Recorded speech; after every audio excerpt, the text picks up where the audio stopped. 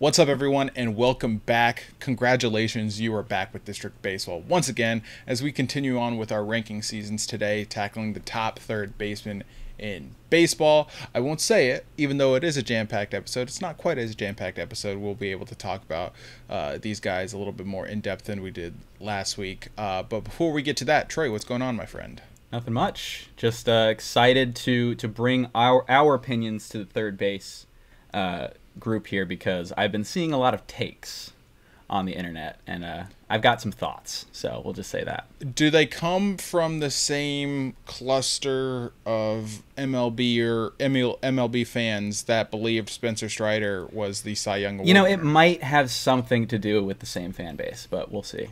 I kind of got that vibe, but yeah, like you said, we'll touch on that.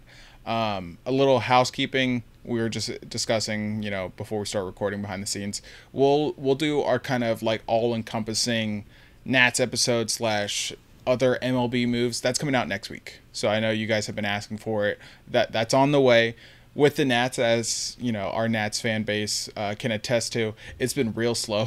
It's been real slow. So it's like rather than doing bits and pieces, little bit by little bit, as the news trickles in, we're just doing one big one. And obviously, as you guys, I'm sure, have been following on Twitter, there's a little bit more to talk about with the Masson situation, the Orioles sale, how that impacts the Nationals, how that impacts the Nationals' potential sale. We're going to dive all into that next week. It is going to be an audio-only episode. So for our YouTube subscribers, be sure to check us out at District Baseball, wherever you get your podcasts, Apple, Spotify, iHeartRadio. We're on all the platforms, so be sure to subscribe to us there as well so you don't miss anything. But that'll be a little audio exclusive episode that we'll dive into. No restraints. We're going to go off on plenty of tangents and cover it all, so I just wanted to touch on that. But today, we are continuing on with ranking seasons as we tackle the top 10 third basemen. So let's get into it. And Trey, I think this is kind of what you were alluding to. We're going to start at number 1, as we have been doing. And to me, it's still pretty clear-cut. It is a conversation. I'm more than willing to have a conversation, right? But it doesn't go very far for me. I'm not very moved because the number 1 guy, the person you had at number 1, I had at number 1, and then obviously we have collectively at number 1, has been there, done that, been doing it, right? He's not just like, oh, he had one great year. This guy's been doing it for years now, got paid by a city, by a franchise that does not pay people.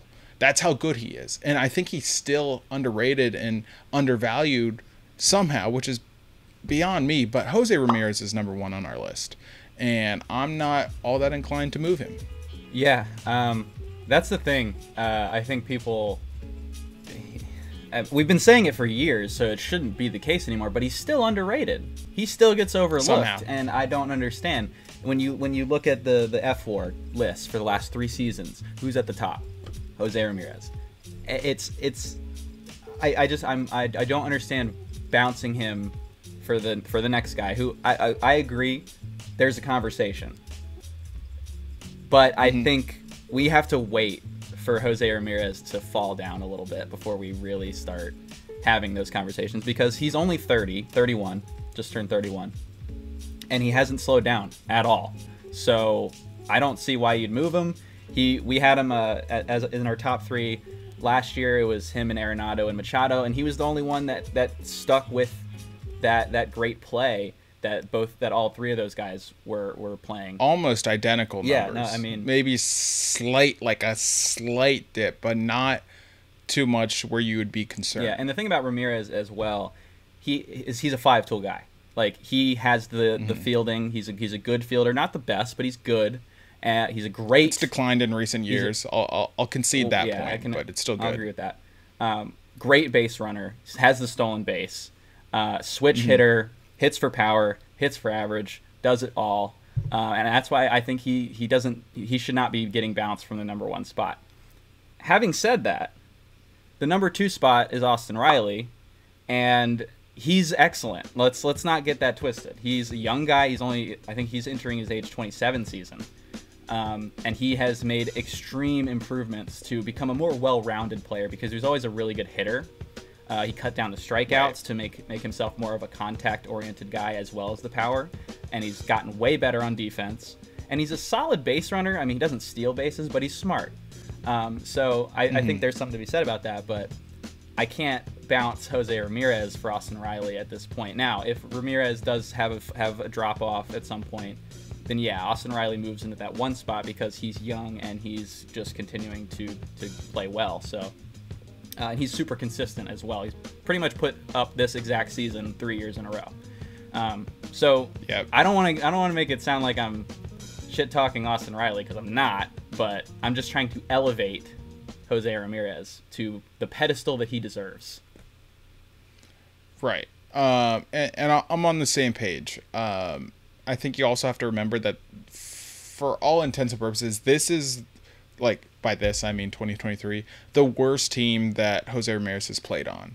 And that kind of brings everything down a notch. Like, you've heard players like Christian Yelich, even Josh Bell when he was traded here, which is hilarious in hindsight, considering how bad this team was.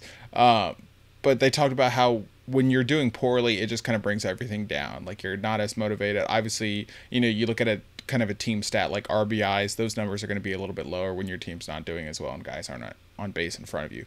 All things of that nature. But the stats we can control, right? The home runs, the K rate, the walk rate, like all of those have remained steady for Jose Ramirez. So that's really why I'm not inclined to drop him. But to your point, like, Austin Riley has basically been doing this steadily for 3 years, at least offensively, while his defense has improved. Like, his defense was below average when he entered the league with the Braves and has steadily improved year after year. And, he keeping his strikeout rate, like, it's not great, but it's serviceable, especially if you're hitting near 40 bombs and, doing the damage that he does. For me, I don't know. It's like, I'll ask you this. Say Jose Ramirez has the same season again in 2024, like almost mirror stats of 2023. What does Austin Riley have to do to take over that one spot? I think he's got to... Or does he? I feel like he could. If Ramirez had the same exact season, it was about a 5 WAR season. Really good season. But if Austin Riley, let's say, elevates himself to be in that MVP conversation, then he can jump over Ramirez. But at this point, I think Jose Ramirez is probably still going to be in an MVP conversation. So I don't know. Right. If they're both in the conversation, then I don't move anything. Yeah. But, yeah. And that's the internal dialogue I've been having in my head. It's like, what does Austin Riley need to do? Because I'll admit, like, and I talked about this last week, and, maybe it's just a Braves bias thing because the Braves are my most hated team in baseball. Like, I didn't believe in Austin Riley when he came up. Like, yeah, he was hitting bombs, but he was striking out like almost 40% of the time and was barely hitting above 200. He was terrible. And then 2020 happened. It is what it is. Like, that's just kind of a throwaway year for everyone. And I think part of me still has some of that narrative in my head, but, like, now I'm fully admitting that he's a top 2 third baseman in baseball. Yeah. And there's at least an argument for him to be number 1. Like, I had him ranked number 2. You had him ranked number 2. When he elevates to that MVP conversation, because Jose Ramirez has been in the MVP conversation, and Manny Machado has been in the MVP conversation, and Nolan Arenado has been in that. So we need Austin Riley to get to that once, and then you're like, okay, he's legit, and then you can maybe start thinking about putting him at number 1.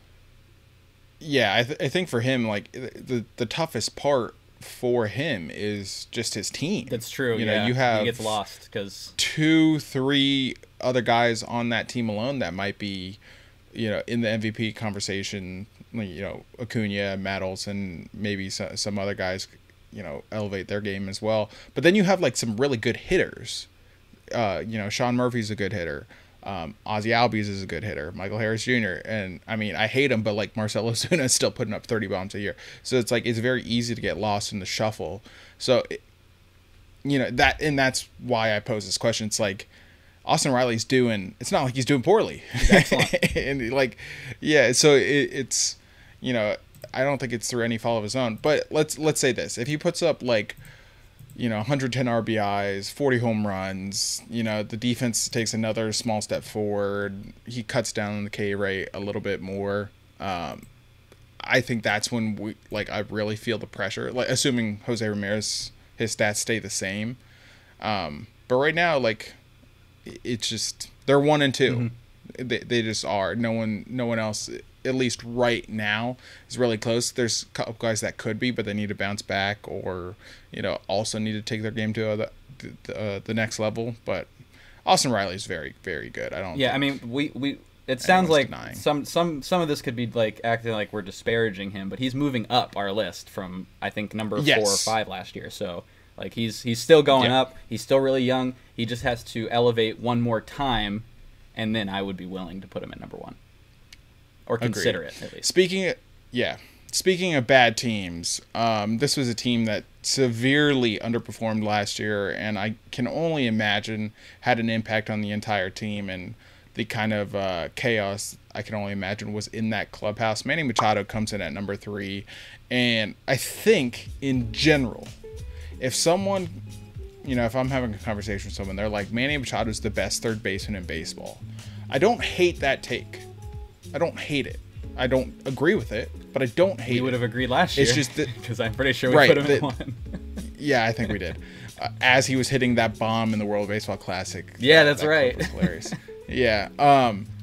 But you see 30 home runs, 91 RBIs. His K rate actually went down to a very impressive 18%. Like that's honestly an exceptional K rate for someone who's hitting the power or hitting the ball the way Manny Machado does with power. It's just it was almost disappointing because it wasn't the Manny Machado we've come to know.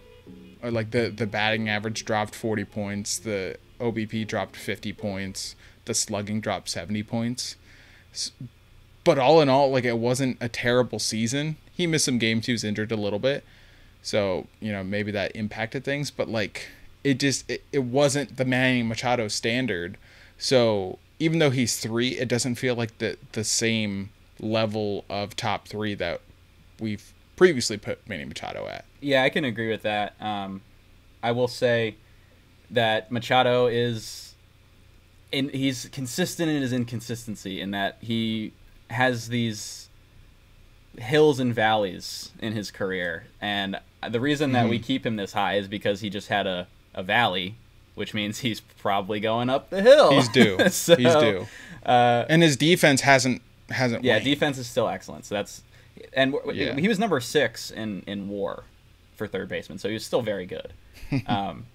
Yeah, the bat just took a slight step down compared to his otherworldly hitting season in 2022, but I'm expecting that to go back up. So I could see him putting another 2022 season up in 2024 because that's kind of what he does. He just likes to show up for the odd year, I guess. I don't really understand why, but that's how it is. So we didn't feel like it was necessary to move him super far down based on one still pretty good season. I mean, it just wasn't Manny Machado. But he's still excellent and deserves the number 3 spot until further notice. Agreed. For sure, number 3. All right, 4 through 6 is really where we get into like the next complex conversation, because obviously it's just me and you doing these rankings. We're going to have some ties. We're going to have some tiebreakers. We actually had a 3-way tie for the first time ever in our rankings. The first of which is Alex Bregman, who just gets the 4 spot due to WAR or F-WAR. That's the tiebreaker we use. Whoever has the highest career F-WAR, gets that higher spot. So Bregman, being the elder statesman of this trio, gets this number 4 spot, even though 4 through 6 are interchangeable for us. Listen, Bregman, solid player. And we talked about this earlier. Like, his career is just so skewed by 17 and 18, or so, excuse me, 18 and 19, where they were clearly cheating. And I know you can't take those seasons out, but if you kind of just take a step back and look at everything else, you see a solid but not MVP level player. And that's kind of where my view is of him. Like, yes, he cheated, and yes, those numbers are outstanding, but we haven't seen anything close to that since, right? He hit 31 home runs in 2018, 41 in 2019, right? And obviously the RBI numbers came with that, and the strikeout numbers went down. Although, his strikeout numbers are pretty good regardless. But like, his next career high in home runs is 25. So you're saying 6 below 2018 and 16 below 2019 while you're still in your prime. Like, I just don't believe you, you know? So if we're just looking at this, like, from last year, 25 home runs, 98 RBIs, you know, an 800-ish OPS, like, a fine player, fine defense, you know, firmly in that middle of the pack of the top 10. I'm just not wowed. And that's kind of just where I'm at. Like, until I know he can do it without cheating, I'm not going to believe he can. Yeah, I mean, there's no reason to believe it. Because he hasn't showed it. Right. Whereas, yeah, some of the other guys we'll talk about here in a second, they have a way higher ceiling than Alex Bregman. Like, a way higher ceiling. So that's kind of, I had Bregman down, or no, we both have him at 5. So neither of us had him at 4, but ironically he comes in at 4. What are your thoughts on Bregman? You pretty much nailed it. I mean, it's just based on the fact that we don't know what player he really is. This is probably closer to what he really is. You can't say definitively that he only had those seasons because he was cheating or they were cheating or whatever, but Altuve's had seasons since then that are similar, and Bregman has not. Right. And that's the difference is when you see that, and you see that he hasn't made anywhere close to that level of power hitting, especially. Now, having said that, great player. If you're going to give me 4 WAR every year, you're going to give me solid defense, you're going to hit, you're going to get on base, you're not going to strike out, I'm taking it. But it's just like he can't move past number 4 he can't move into the top 3. I don't even feel great with him at 4. Me either, honestly. Like, I almost want to change my rankings to have him lower. I know, and that's probably because it just feels wrong, because it's just looking at the numbers, it's pretty obvious that he benefited heavily from their system. But he's still really good. So it's tough. But I'm okay with him there, but any higher would be a problem for me. Yeah, like I said, a 4 is even a little too high for me.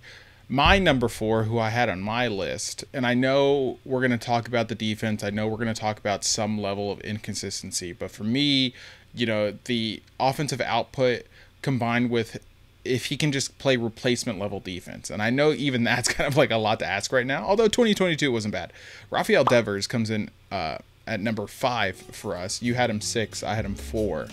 I really like his offensive profile. Obviously, we've seen some massive seasons from him, and I think, you know, as I've been talking about with a couple of other guys, like the Red Sox just being in a state of purgatory and misery right now, like what the hell are they doing?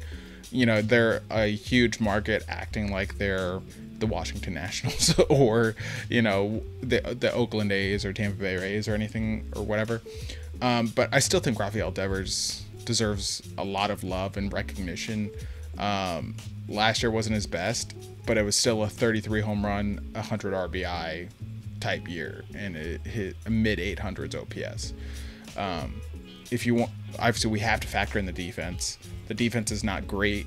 We could see a position change, maybe first base. I don't know how he would necessarily translate there. They have Tristan Cassis, so maybe not. Maybe they just look to make him a DH, but they have a couple of guys that are already kind of that DH-ish profile as opposed to a fielder. So, you know, I think the defense will be the thing holding him back from like a top 3, top 2 spot, unless it can improve, which it looked like for a second it was, but then it really took a step back last year. The entire Red Sox team defense was awful last year. But again, I don't want to like discount or forget about Rafael Devers, because I think he can put up, if we're just going off top 10 list offensive season, it would not shock me if he has the best offensive season this year. You know, I think his offensive ceiling is far higher than Alex Bregman's. Right. Even though, you know, Bregman's had those seasons, we know why he had those seasons. Devers has had hitting seasons that were much better than this, and I think that he can do it again. He's only 27. He's 27. That's actually insane to think about. Devers is 3 years younger than Bregman and already has 4 seasons higher than, or 4 seasons with more home runs than any non-cheating season that Bregman has. It's pretty crazy to think about. Like, I can remember him hitting taking Aroldis Chapman's 102 the opposite way as like a 19-year-old rookie, and I feel like that was like 10 years ago. It's crazy. But offensive ceiling is way higher for Devers. This is honestly a low end offensive season for him. So I'm expecting him to go up offensively. But yeah, the defense is obviously, it's always going to be an issue with him. It's just, he's just not that good over there. But if he can hit good enough, then and play, like you said, just maybe replacement level, doesn't have to be average, just like not the worst, then I think you're gonna accept that with open arms. At number 6 on our list, by the way, was my pick for number 4, Mr. Gunar Henderson, who we mentioned last week because we don't actually know what their plan is, if they're going to end up playing him at shortstop, if they're going to play him at third base, bring up Holiday. I don't know. Nobody knows. So Holiday's going to be up at some point. It's just and depends where he play. They could put him at second. They have a lot of options, so we'll have to wait and see. But Henderson, obviously being a rookie last year and being as good as he was, gives me a lot of hope that he's just going to improve. And I think the only thing that you can really point at in his game is the K rate, which is 25%, which is not. It's manageable. That's still a manageable thing. But I think his ceiling is higher for his K. I feel like he can bring that down under 20% and still maintain his power as he continues to progress in his career, because he was a rookie last year. I'm thinking he'll take another slight step forward. If he doesn't, it's honestly, who cares, because he was still really good. If he has the same season again as a young guy, I don't think anyone's going to complain about it. So I can understand why you had him at 6, because obviously you will probably want to just see more, make sure that everything's all good. That's literally all it is. I won't say one negative thing about him. I just want to see one more season like this. That's give all. us the viewing, give us the show. Let us watch it. Before I put you, I know I kind of spoke more of the negatives with Bregman, but like before I put you over someone who's been doing it for 8 years, even like, it's crazy to think about. Even Rafael Devers has been doing it for like 7 years now. Yeah, it is. So crazy. It's like before I jump the gun and put you above either one of those guys, just show me one more. And then I'm right there. Before we jump the gunner, I'm right there. I'm all through, or all aboard the Gunner train, and I think, let's say Jackson Holiday does play short, I think that's really only going to help Gunner, because it's just two young guys. I actually don't know if they played together in the minor leagues. Maybe Jackson Holiday was just a smidge behind Gunner. When was Holiday drafted? 21? Yeah, no, 22. He came up like he soared through the minor. Like, he was ridiculous last year. Yeah, so, and Gunner debuted in 22, so I don't know if they actually played together. But regardless, they're effectively, well, Gunner's not a rookie anymore. Two young guys on the left side of the infield. I think they're going to mesh really well together, and I think that's only going to help Gunner. Yeah, and like we said, our 4 through 6 is pretty much interchangeable. But heading on to our 7 through 10, at number 7 is a guy that's been doing it for a long time, who struggled last year. He just wasn't good, honestly. I mean, he was good. Like, I'm not going to complain about his season if he just was on wasn't my team, to his standard. This is not this guy, and that's Nolan Arenado. Now, I think Arenado probably overperformed his offense last season when he had his crazy 7-WAR season in 2022. Yeah, but I wasn't necessarily expecting him to come crashing this hard down to earth with his offensive numbers. He only had a 107 WRC plus, only 26 homers for Arenado, which is not that much. Slugging was 459, which is definitely below his career standard. And he struck out more. He had brought his K rate down to 10, 11. He was kind of up more 16, which is still really good, by the way, but it's higher than it was. So that's just a kind of something to look at and be like, that's a little concerning. But the weirdest part was the defense was just average, and that's definitely weird. I still want to give him a chance to show that he's not going to go on a decline here, but he is getting into his 30s. Sometimes it can be hard to hit in St. Louis, so maybe that's something that's come through. But I'm definitely willing to keep him up on the top 10, because he is Nolan Arenado. He's been that guy. He had a not amazing season in 21 when he got traded, and then had a great season. So maybe he goes kind of odd year like Machado, and we see him have a big year again this year. So he could still totally have a big season. But I'm getting slightly concerned. Let's just say that. Yeah. So for me, I don't want to say expected, but like take out the 2022 season just for a second. I obviously don't want to take it out because that helps our argument. It doesn't hurt it. 2021 and 2023 were near identical seasons in a lot of respect. The only big difference was the slugging percentage dropped, which can be accounted to 8 fewer home runs, which you mentioned.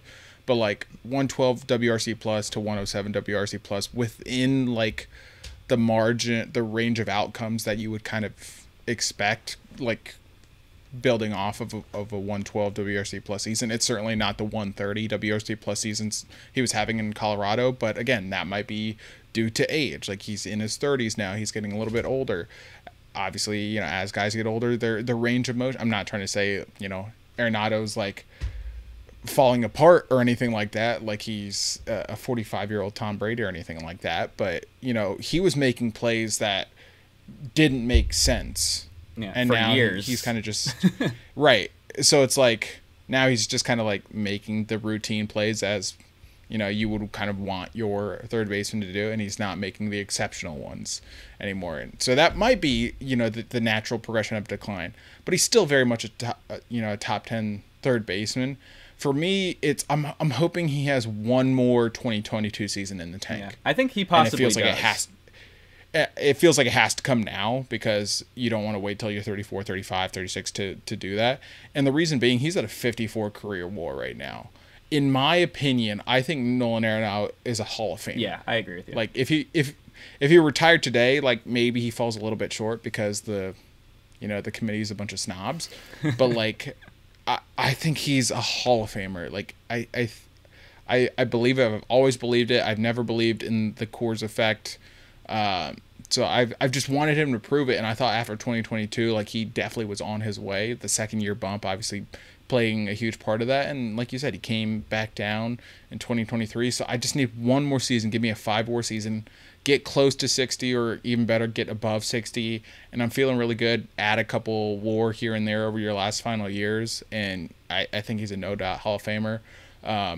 But I'm not writing him off just yet. I do think there is some kind of natural decline probably in his power, in his range, so we might need to readjust our expectations from that top 3 third baseman to what he is going to look like the next couple of years. Yep, and I agree. One more big season, lock him in as a Hall of Famer. I mean, he probably doesn't even necessarily need it, but it would pretty much guarantee.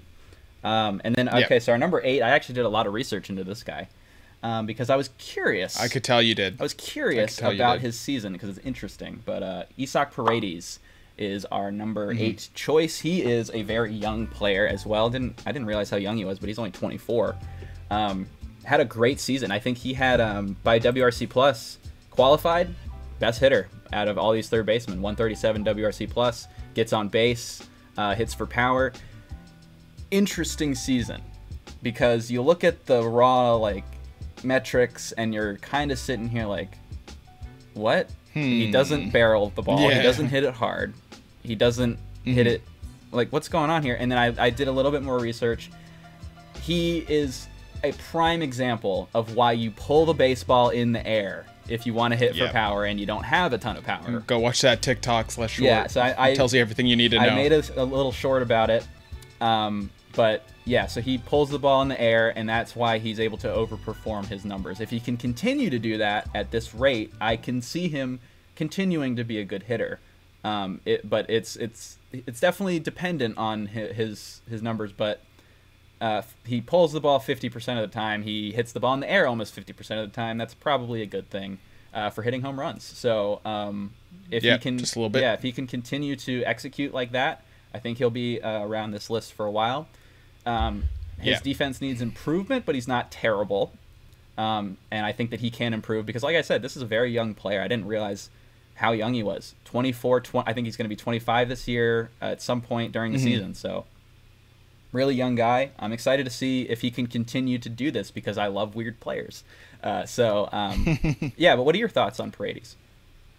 Yeah, like, not super advanced, but like K rate, super manageable. If it's below 20, I'm feeling real good, especially with the power numbers he's been putting up. He put the power numbers up in 2022 as well, like 20 home runs in 111 games. So I'm not worried about like him being a one-year wonder with the power, because he has 52 home runs over the last basically just over, season and a half worth of games played. So I'm feeling pretty good in that regard.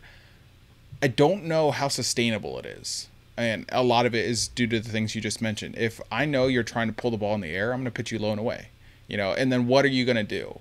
So I think now that the book's out on him a little bit, how does he adjust? Is he still going to be able to do what, he wants to do?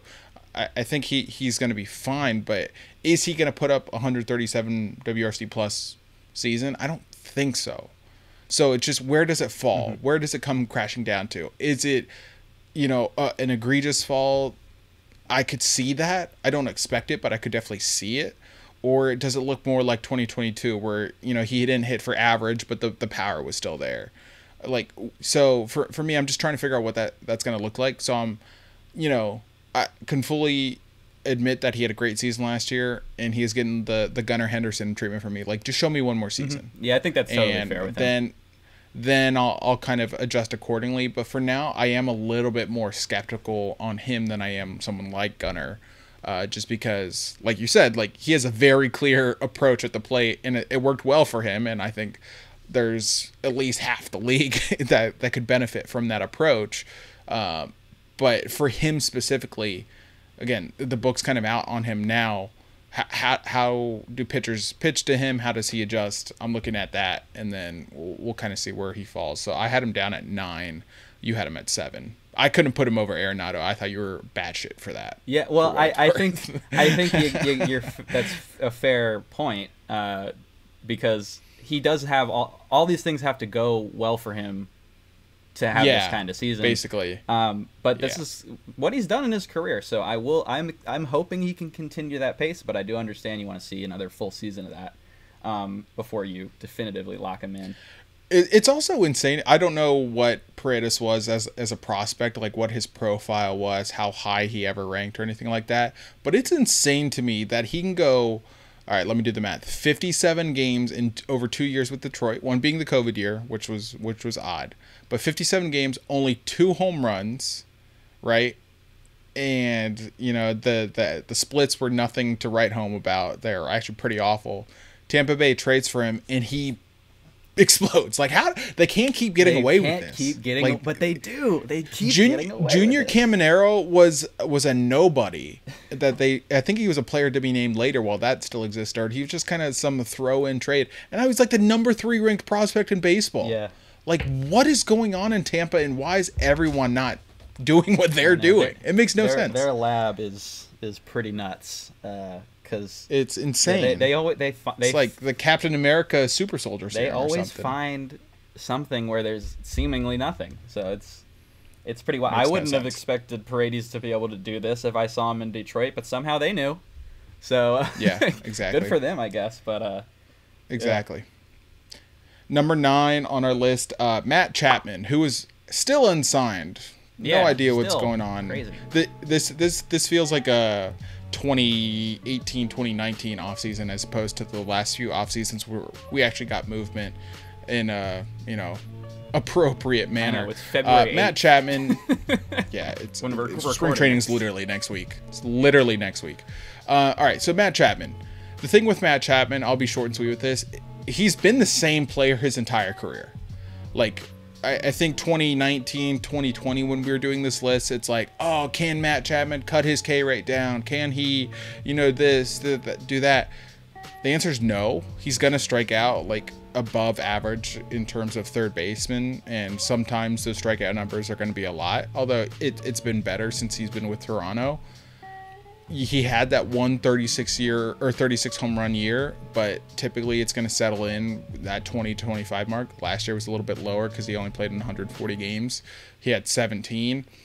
Like, his offense is not what you're getting him for. That's just kind of like, can you be above average offensively? Because we want you to be the best, arguably the best defensive player in baseball, not just at third base. Like, he has a platinum glove in his resume.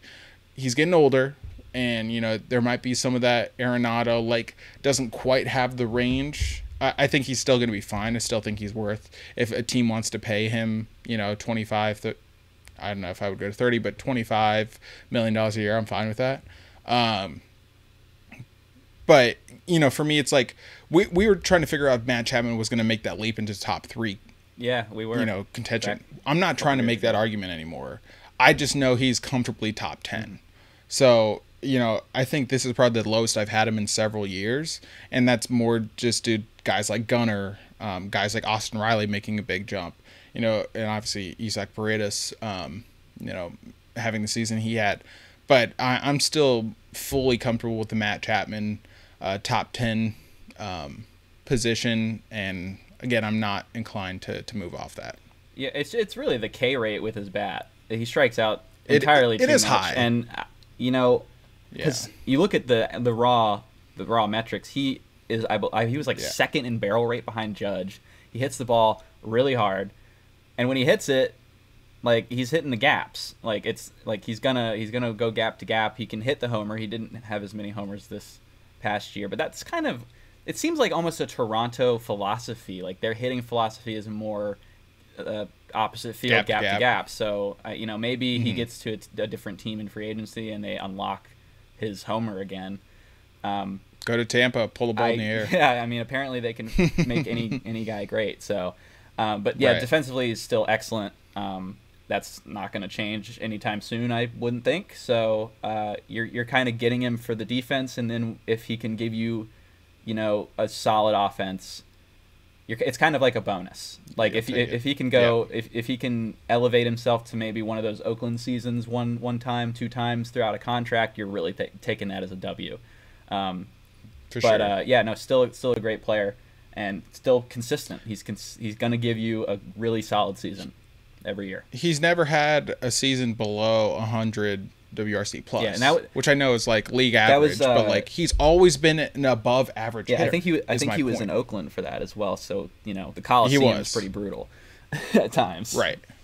He was. So, like, he's always been above average, always provided at least a little bit of power, and has had those major power outputs. It's just, he strikes out, but he plays arguably the best defense in baseball. Yeah. So it's just like, I think people were looking at him in the wrong light. Yeah, and I mean, I think we maybe jumped the gun as well, trying to put him potentially in the top 3. Like, I mean, it was like he was trending well. Especially after 2019, like, we thought for sure.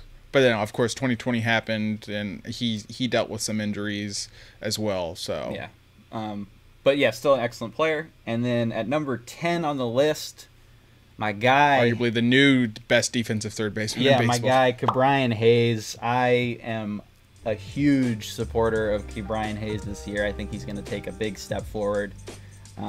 Like Nick said, he is moving into that role as like the Nolan Arenado of like the 2010s, where you're like, this is the guy who's the best defender. Like, that's how good Ke'Bryan Hayes is, and he finally had his bat catch up. Because solid last year. He had a 102 WRC plus, which is nothing crazy, but it's just the steady progression of his bat, because he started with like a pretty weak bat. Last year was weak, but not as 14 weak. points, and then this 14 points from 2022 in his WRC plus. This year he became an average hitter with his amazing defense, and I can see his bat continuing to improve. He found his power game. That was a big thing that they were looking for from him. He found it last year, especially as a doubles hitter. So I'm pretty excited for him going forward, because his ceiling is very high with his defense. If he has like a 120 WRC plus, that's probably like close to a 6 WAR season for him, because his defense is that elite. So I'm really excited to watch him this year. Pirates are confusing, man. It feels like they could. They got some young talent their there. roster. But O'Neal Cruz, Ke'Bryan Hayes, they locked up Brian Reynolds long term. Don't they have another outfielder that was decent? Sawinski actually had a pretty good year. I don't know if that's who you're talking about, but he was Henry Davis, obviously former #1 overall pick, struggled last year in his first organization. Yeah, as well. Paul Skeens. Like it feels like they just aren't supplementing those players with free agents. Right. Shocker. It's like they're using team. McCutchen. Yeah, they're using McCutchen's reunion to like save face, but that obviously Kutch means a lot to that city and that organization. He was good but last it's year. like, yeah, you can't hide behind that as your one big move. Yeah. Like they're trying to. Kutch isn't the MVP he was. Yeah, they're definitely trying to. So Pirates are a team to watch, and Brian Hayes, he needed to be on this list. Like I was looking at that 10 spot, seeing who had an argument, but he's probably the best defensive third baseman in baseball right now. So yeah, and he needs to be on this list. And I'm assuming that you were also debating between him and Josh Jung, who you told me was an honorable mention. So if you want to go ahead and talk about him. Yeah, just real quick, Josh Jung, World Series champion. All-Star team last year. He kind of falls. Yeah, he All-Star last year. He falls into that show me more category. A little bit older than some of these other guys. Made his debut at the tail end of 2022, only 26 games, and then only 122 last year. So I would like to see that over a full season. The K rate's still really high, but his splits improved mightily from his time in 2022. And he's not as young as some of these other prospects, but like he's still young in MLB years. Yeah. So how he adjusts to the game and learns pitching, and obviously you have some great teammates to learn from: Corey Seager, Marcus Semien. Those guys. I would imagine he takes another step forward. It's just how big of a step forward. Can he cut that K rate down, or are we going into Matt Chapman range where Jung plays good defense, but he's not like platinum glove level defense? So it's like, yeah, just show me more. But he had a really strong, I guess he was technically rookie status. Like, yeah, because he was in that conversation. Yeah. So 23 home runs and 70 RBIs in a rookie season. Yeah, pretty fine. Strong. Like 770. Yeah, 770 OPS. Yeah. Like I think he needs to be on everyone's radars as a guy that could take another leap forward in 2024. Yeah, I think that's a great point. Well, all right. So we've got our 10 top 10 third basemen complete. Next time we will be heading into the outfield. We're going to be doing full rankings for all outfield positions together. Might go to a top 15 for that. I don't know. I think we'll do top 15. Yeah, we might rattle them off a bit quicker, but yeah, we're going to be combining all those. So make sure to hit the subscribe button, hit like, check us out on Twitter/X, check us out on TikTok at District Nationals.